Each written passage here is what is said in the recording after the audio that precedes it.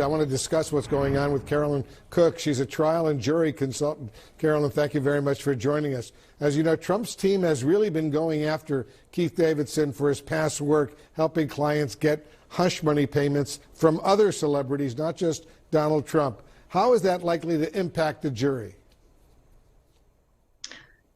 That's a really good question. And you used the word hush money, and I think Paula might have just used the opposite word, which is extortion.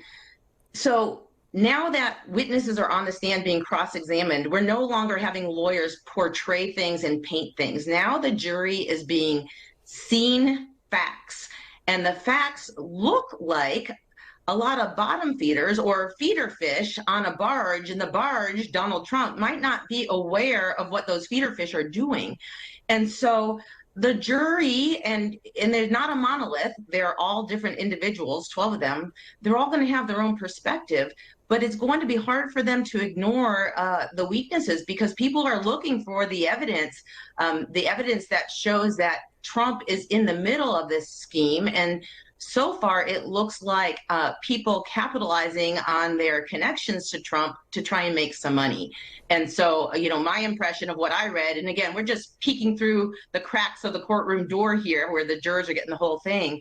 But what I thought I read was it doesn't really look like Davidson is putty in the prosecutor's hands. And he doesn't seem to have any axe to grind. And who knows, maybe he thinks this is great PR for him to get more business in the future.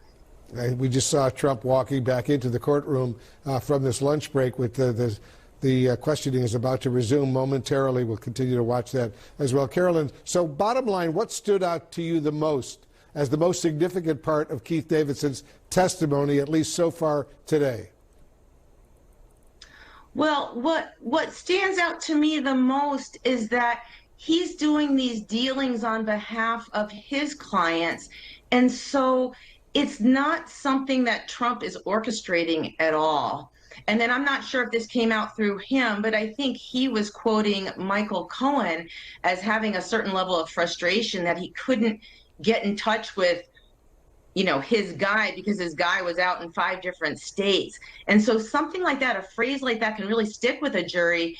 And then when Cohen seems to take, you know, the ball himself and run it down the court himself, it sounds like he's trying to make it happen. And what's missing is Trump. He's the one who's on trial.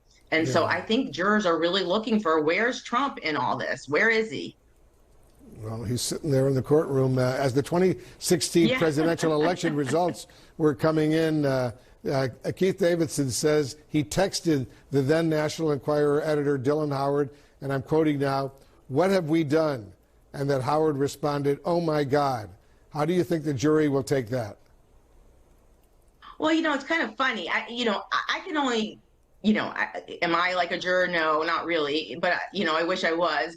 But it almost seems like a little bit of self-importance, because it is the National Enquirer. It's not the New York Times. It is called a tabloid. So I almost think that, you know, the egos of these people, they think they're so important and they can, you know, just bring down people with their deals. And I don't know if maybe the jury's thinking they're not as important as they think they are. Again, I don't know. We'll find out. We will. We certainly will. Carolyn Koch, thanks very much for joining us. We'll continue this conversation down the road. And once again, court is set to resume any minute now. Don't go anywhere. Our special live coverage will continue right after this.